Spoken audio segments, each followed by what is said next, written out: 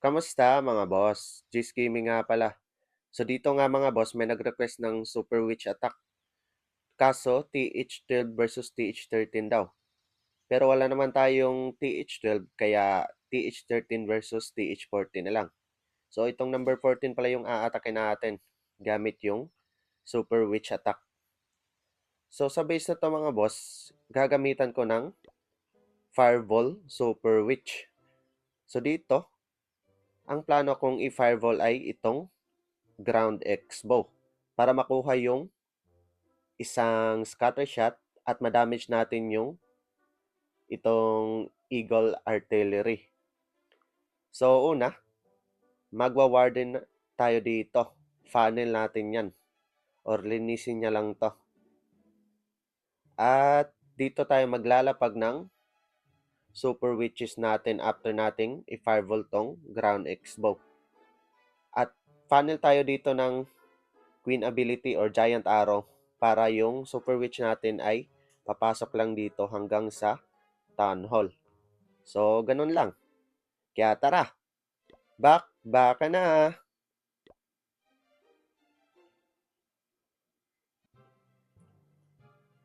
So, Warden Walk muna tayo dito. Warden natin. Tapos healers. Siguro tulungan natin funnel to para mas mapabilis.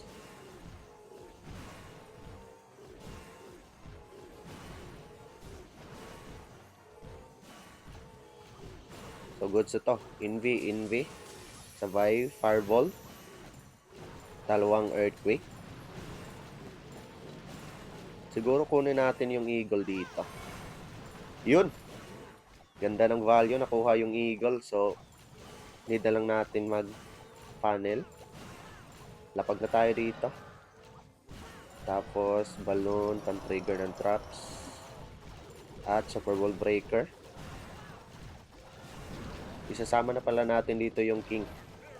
Para pag nag-King ability tayo, mawawasak yung mga walls dyan.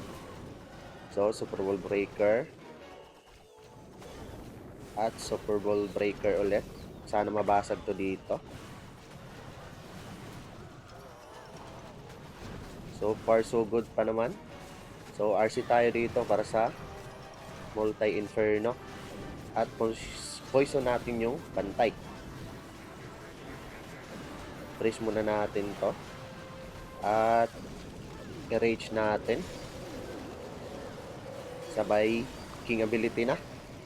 RC ability rin.